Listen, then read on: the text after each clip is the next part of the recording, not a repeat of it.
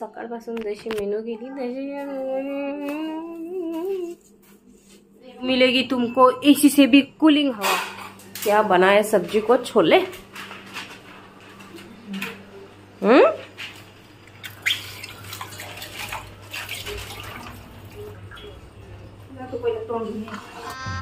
गजब बेइज्जती है। मला आरेनच आहे का? आरेने बंद केलं ना तुला म्हणत आहे मम्मी मिळतो तुझ्यासोबत। आज जाऊबाईची आहे डे ड्युटी, त्यामुळे आज सकाळी उठल्या, टिफिन केला आणि आता सुरू आहे तयारी। बरं झालं मगाशी जाऊबाईने आठवण करून दिली जा तोंड धुवून घे म्हणून, नाहीतर मी आज तोंडच धुत नव्हती। ब्रश अंघोळ करून मी आली किचन मध्ये आणि मुलांची सुरू होती नाश्त्याची तयारी। तर आज मी बनवत होती त्यांच्यासाठी बटाट्याचे पराठे, पण इथे काय झालं काय माहिती ना, आज बटाट्याचे पराठे होतच नव्हते, तर मी कसे तरी ऍडजस्ट करून ते बनवले। इथे माझे दोन अनमोल रतन त्यांच्या पराठ्यांचा आनंद घेत टीव्ही बघत आहेत।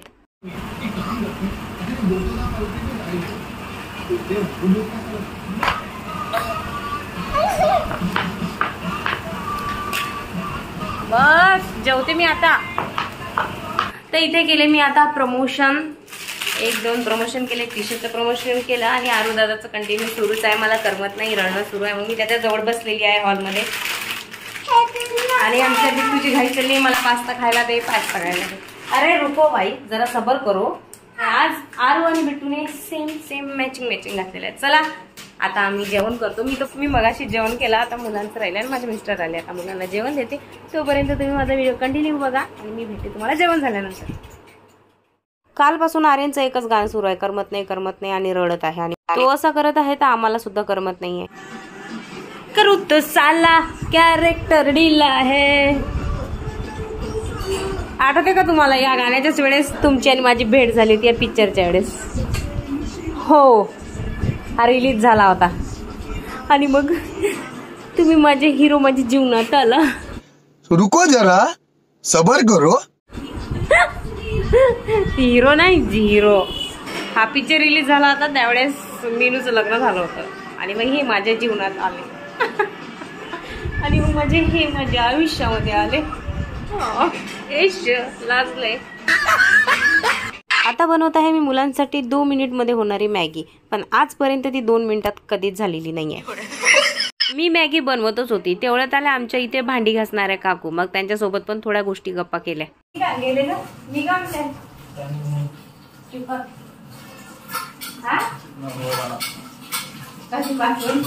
तुम्हाला सांगितलं की त्या चिकनावर येतात, आम्ही आणलं ना तर नाही येत।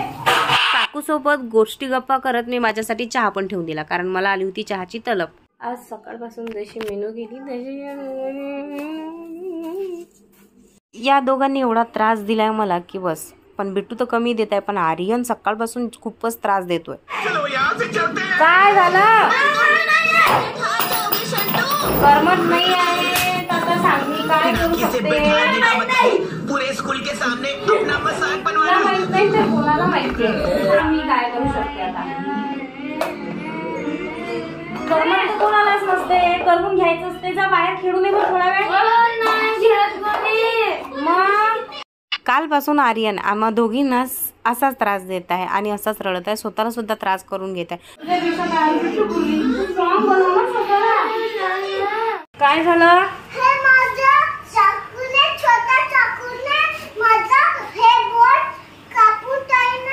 हो का? बोट कट होईल का तुझं? तेरा पीछा ना मैं छोड़ूंगा सोनिए।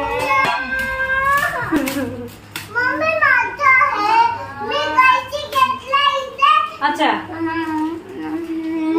तू कैची घेतली आणि तुझे केस कापले?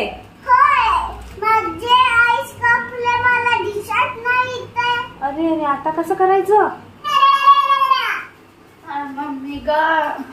मम्मी सुन के मैं पागल हो रही हूँ, आगे उसके बोलो बेटा मैं कान सुन रही हूँ। आता आमच्या मुलांची फरमाईश आली आहे, आधी मॅगी झाली, आता पास्ता। बाई आतापासून किचन मध्ये काम नको करू। मॅगी नाही ना, पास्ता ना। हा बघ नहीं, हाँ मैं क्या करूं, चलू सीधे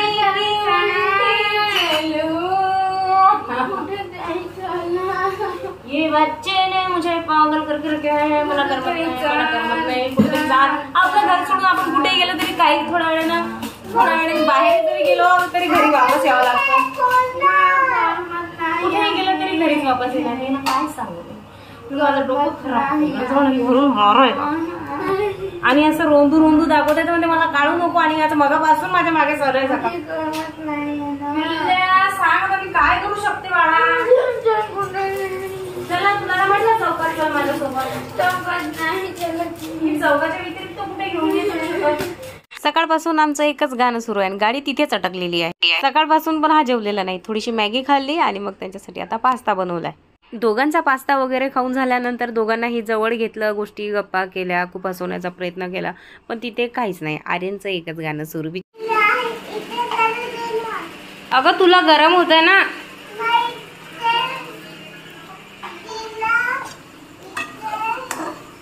नऊ वाजत आले, अजून मेनूचा काही पत्ता नाही. मटण शिजलंय.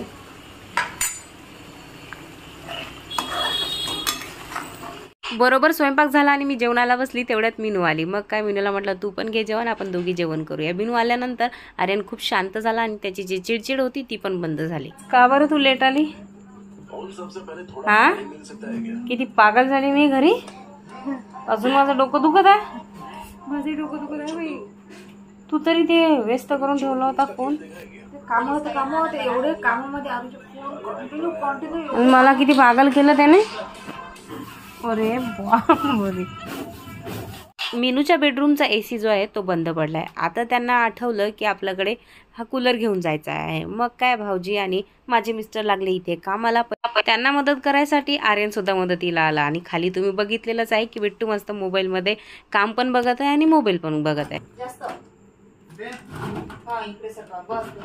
आता शेवटी आणलं ते एसीने कूलरवरच का. थांबा बघू द्या तरी मला. नाही इकडे सरका. इकडे इकडे इकडे इकडे इकडे इकडे या साईडला तुमच्याकडे आरू आहे तिकडे. आरूकडे. रात्रीचे 10:30 वाजता आमच्या इथे कूलरचं काम सुरू आहे. म्हणजे तिकडला कूलर या साईडला आणून ठेवा. तू कधी हेप्पी केली ग? बघ तर हेप्पीत दिसत आहे.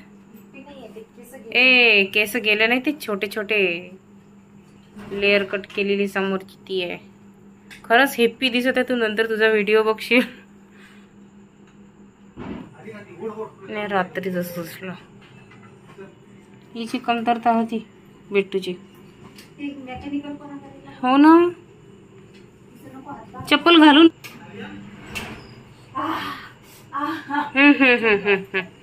तुला मीठ कोणी घ्यायला सांगितलं? मग कशी मीठ घेऊन पडते. दुसरे कमी काम येतात मुलीला.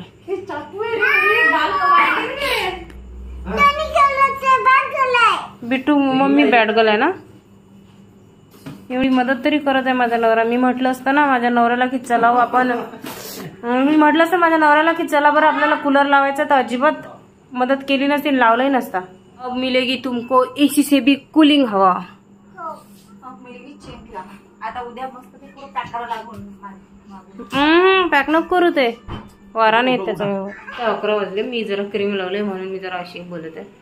कारण की ते असं कडक फेस झालंय आणि मग ते आपण जास्त बोलतो की त्याच्या चेहऱ्यावरती रिंकल्स पडतात म्हणून. 11 वाजता टाकलाय मीनूने आता भात, दारू, मटण आणि भात खाणार. आजचा ब्लॉग इथे संपत आहे. आवडला असेल तर लाईक नक्की करा. भेटूया पुढच्या ब्लॉगमध्ये. तोपर्यंत टाटा बाय बाय.